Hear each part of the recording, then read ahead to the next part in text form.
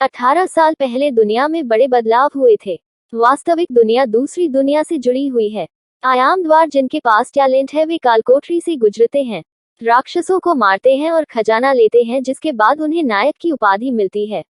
ऐसे लोगों को हंटर कहा जाता है और जिनके पास कोई नहीं है टैलेंट नहीं होने की वजह से उनके पास कुछ भी नहीं बचा है।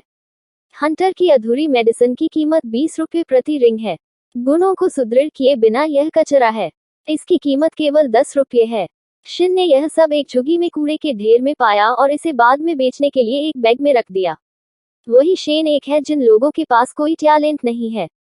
वे सड़क पर चलते हुए शेन को आश्चर्य हुआ कि क्या उसके पास खाने के लिए पर्याप्त है। यहाँ कुछ अजनबी लोग शेन के कंधे से टकराए। यह उसके दोस्त थे जिन्होंने तुरंत उससे चीजों का एक बैग छीन लिया जिसे शेन बेचना चाहता था। वह आदमी उन्हें बताता रहा उसे क्रोधित न करें, अन्यथा वे उन लोगों को भुगतान करेंगे जिन्हें तुरंत उसका लहजा पसंद नहीं आया। और उन्होंने उसे यह दिखाने का फैसला किया कि यहाँ का प्रभारी कौन है।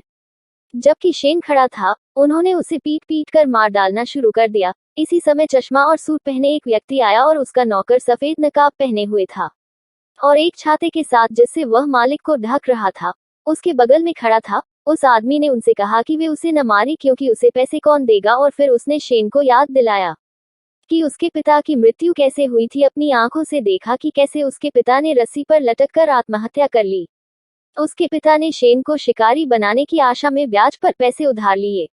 अब लड़के को कर्ज चुकाना है और उस आदमी के कहने के बाद कि उसके पिता ने शेन के कारण आत्महत्या कर ली।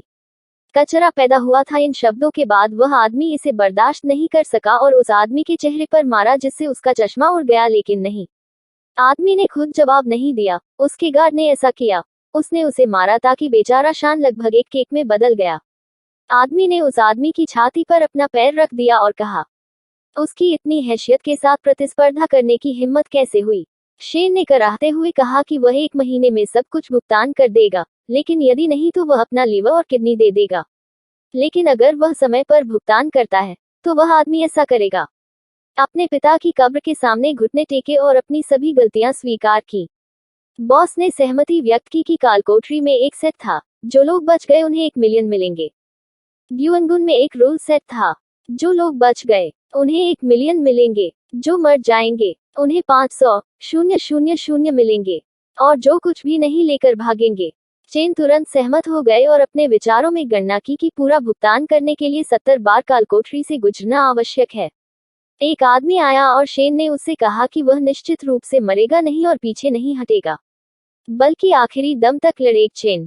शेन जैसा आदमी इतना उत्साहित था कि उस आदमी के थोड़ा आगे चलने के बाद एक और आदमी उस आदमी के पास आया और पूछा कि क्या यही है झुग्गियों से कचरा। नामक व्यक्ति ने उत्तर दिया कि यह सबसे अच्छा कैनन चारा है और मृत्यु के बाद उन्हें भुगतान नहीं किया जाता है, क्योंकि वे यहाँ केवल मानव ढाल बनने के लिए हैं और उनके लिए यह बहुत लाभदायक है। शब्दों के साथ आगे बढ़े यह आदमी गेट के पास पहुंचा, लेकिन इसे खोलने से पहले उन्होंने एक छोटी सी घोषणा करने का फैसला किया। इस घोषणा में आदमी ने कहा कि सामान्य टीम के अलावा कई नए नवागंतुक और 3 अस्थायी सहयोगी थे। आदमी ने इन शब्दों की ओर इशारा करते हुए शेन की ओर इशारा किया जब आदमी ने कहा कि उसे उम्मीद है कि हर कोई नए लोगों का साथ मिलेगा। नियम समान है, छापे का उल्लंघन करने वाले किसी भी प्रतिभागी का इनाम रद्द कर दिया जाएगा और भुगतान नहीं किया जाएगा। यहाँ पुदीने रंग के बालों वाली एक लड़की शेन के पास आती है और पूछती है कि क्या वह जानता है कि एबिस सिस्टम का उपयोग कैसे किया जाता है। शेन ने पूछा, यह कैसी प्रणाली है।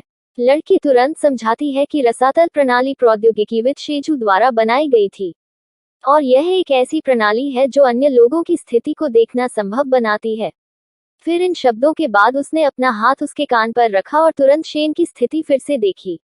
हर किसी की तरह उसने उसे उच्च स्तर के संकेतों के बिना कचरा कहा और अंत में कहा कि शेन सिर्फ एक कमजोर व्यक्ति था। फिर उसने शुभकामनाएं दी और मर नहीं गया और फिर आदमी को छोड़ दिया और घोषणा की कि जब संक्रमणकालीन द्वार दिखाई देंगे तो अस्थायी सहयोगी अंदर जाएंगे, सामने वाले टैंक उनका पीछा करेंगे और समर्थन पीछे से जाएगा। मेरे पूछने के बाद कि क्या हर कोई समझ गया और हर कोई चिल्लाया कि हाँ, जो आदमी शेन के साथ टीम में था। उसने रोते हुए एक और पूछा कि क्या वह अच्छा कर रहा है। उसने जवाब दिया कि हाँ और वह नहीं कर सका। अब पीछे हट जाओ क्योंकि उसकी 2 बेटियों को खाना खिलाना है। और उस आदमी ने जवाब दिया कि उसकी पत्नी बीमार है और उसे पैसे की भी जरूरत है, और अगर वे काम नहीं करते हैं तो यह पता चला है कि उन्होंने व्यर्थ में अपना जीवन बलिदान कर दिया। जब उन्होंने पूछा कि क्या यह शेन का पहला था यहाँ समय, उन्होंने उसी टीम के चाचा को सिर हिलाया जिनकी पत्नी बीमार है। उन्हें आश्चर्य हुआ कि केन इतना शांत था और इसलिए उसने सोचा कि उसे पहले से ही इस मामले में अनुभव है।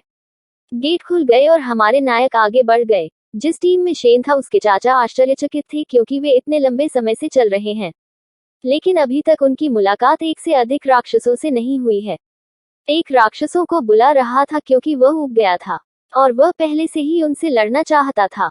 मुखिया ने उसे चुप रहने और मौत को बुलाने में सक्षम नहीं होने के लिए चिल्लाया।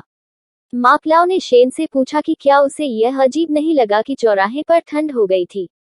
शेन ऊपर गया और सोचा कि वहां इतना बड़ा छेद क्यों था, और तथ्य यह है कि यह राक्षसों की मांद है। वहां मकड़ियां थीं।